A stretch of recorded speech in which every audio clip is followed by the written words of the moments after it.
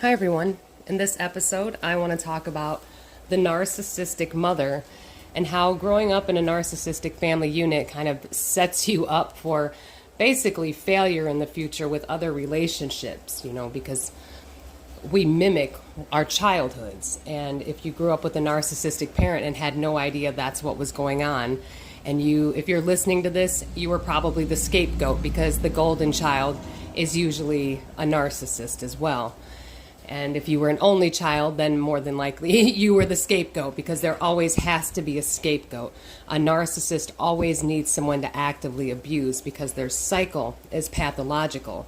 So if you were an only child, then you were scapegoated, but also expected to play some golden child roles as well. You were expected to be both. Now, if you had siblings, then you know that there was one child that the parent favored over another. There was one child in particular out of the family unit that just got abused and badgered. And the narcissistic mother, now, of course, this can be a narcissistic father as well, but I want to focus on the narcissistic mother because that is what I have personal experience with. And having a narcissistic mother, they are very controlling and very, very jealous of their own children. Narcissists are jealous people in general because they have identity issues. They don't know who they are. So anyone that has genuine qualities, it absolutely infuriates them. Now with the narcissistic mother, they have a scapegoat and then a golden child. And the narcissistic mother is known for rallying as many people in as possible in the family unit to help abuse the scapegoat, to help abuse one child. And that's usually the child who is the truth teller. And like I said, if you're listening to this, then you are probably the scapegoat because the golden child generally has high narcissistic traits as well. And they're not really looking to listen to anything like this. Now, for me, growing up, I was an only child and my mother was an only parent. Now, I hate referring to her as my mother. I'm not even going to lie because nothing about that woman is a mother. So having to even say narcissistic mother is, I guess what we're trying to say is the woman who gave birth to us because nothing about a narcissistic mother is a mother at all. Narcissistic mothers are highly jealous of their children. They're highly jealous of their daughters. Now, with their sons, it's a very incestual role. Narcissistic mothers, if you notice, when you are a man and you have a narcissistic mother, if you try to get married or have a girlfriend, the mother is very overbearing because she feels her place is being threatened.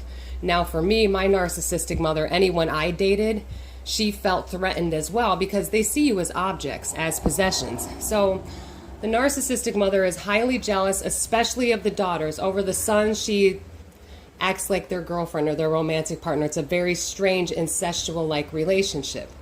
So narcissistic mothers are extremely jealous of their daughters. They are in competition with their children, and I mean competition. They do not want to see their children excel or surpass them in any way unless it benefits them or makes them look good or they can piggyback off it. But the strange thing about a narcissistic mother is that, to the outside world, she acts, oh, look at my child did this and that. But behind closed doors, the narcissistic mother is brutally, verbally and psychologically abusive. And narcissists do not like to recognize other people's accomplishments, especially the person that is their scapegoat, that is their, container to hold all their rage and turmoil inside. So narcissists will never acknowledge your accomplishments. They hate doing that. Now, to the outside, behind closed doors, they won't. Out to the public, though, they'll be like, I'm such a good mother. Look at how my daughter or my son turned out, and try to take credit for that. And then, the child, the scapegoated child, is sitting there like, what? What is this show that you're putting on? So it becomes very confusing, especially, when you're a child. I mean, it's confusing as an adult, especially if you don't know what's going on. But to be at home and be told, you're stupid, you're lazy, you can't do anything right, work harder, try harder.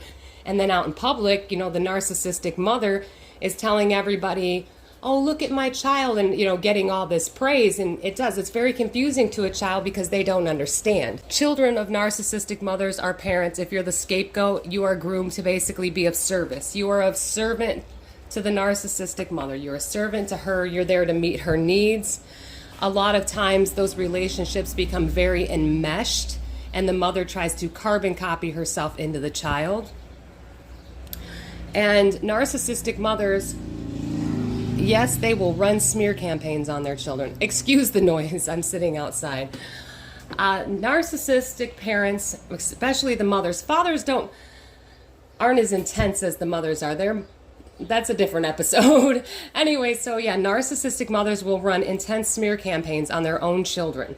And it's absolutely terrible. And they do this, obviously, like any other narcissist, so that no one believes their victim when the victim tries to speak up. Narcissists are always in the background telling everybody, they're basically projecting, so they're telling on themselves, because that's, how narcissists tell themselves through their confessions, through their accusations, or what they say about other people, or what they project onto you.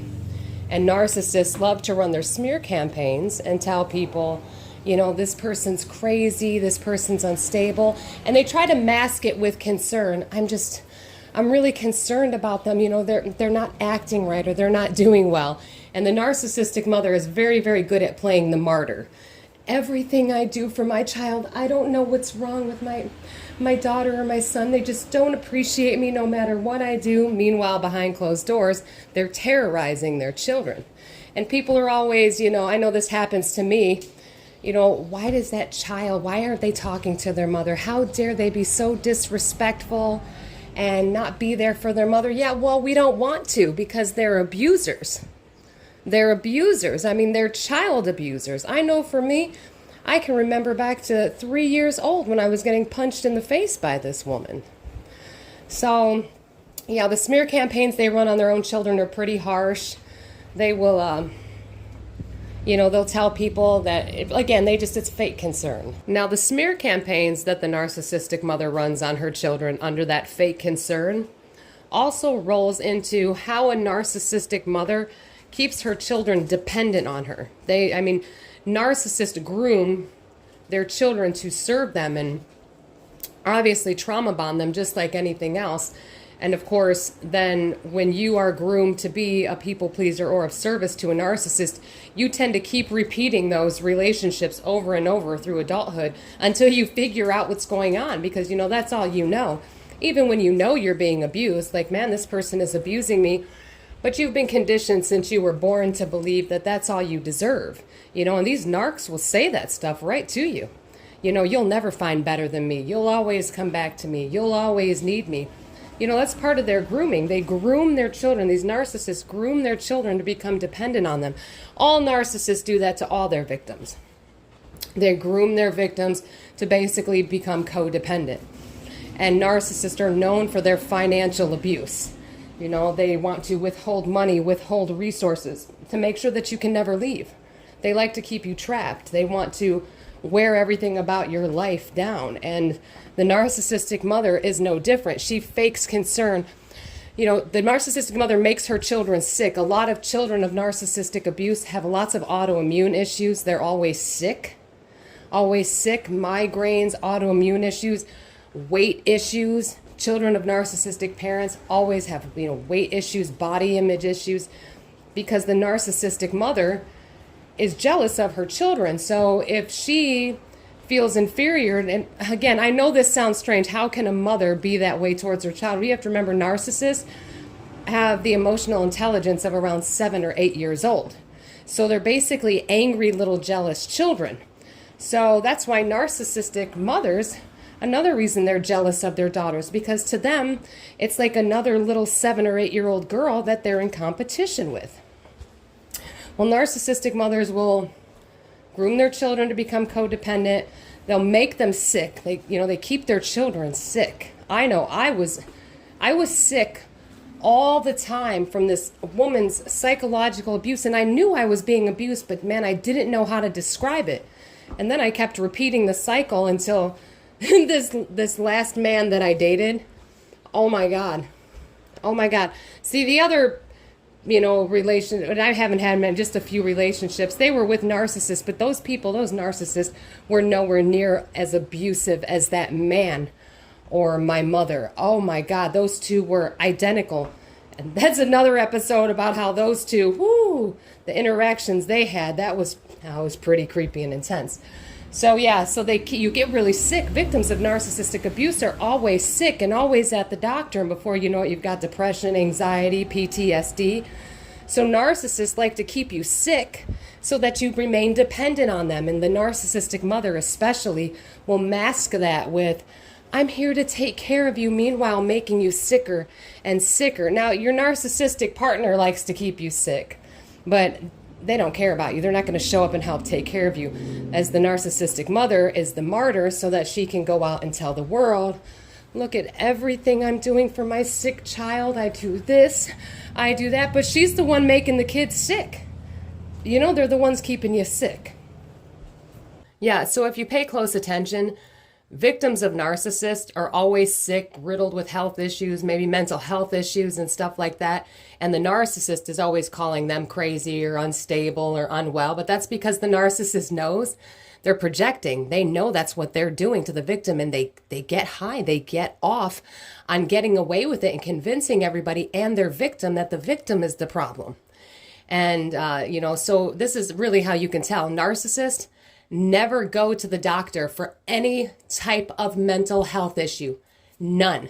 They will never go to the doctor for anxiety, depression. Meanwhile, the people around them will be sick, autoimmune issues, antidepressants. Pay close attention. So before you judge somebody for maybe being on medication for mental health issues, stop and think about or ask them, what's going on around you, because it's always an environment thing. It's an environment thing. Like I said, people don't just get sick for no reason. So this is a real talk episode, and I've decided to break it into 2 parts. Usually at the end of the episode, I give real life examples. Excuse me for being out of breath. I've been walking around while I was recording this. I appreciate you guys tuning in to listen. Check out part 2 of my narcissistic mother, where I give you real life examples. So stay strong, stay safe, keep getting the knowledge. You are all going to be amazing. You're going to make it through this. I promise.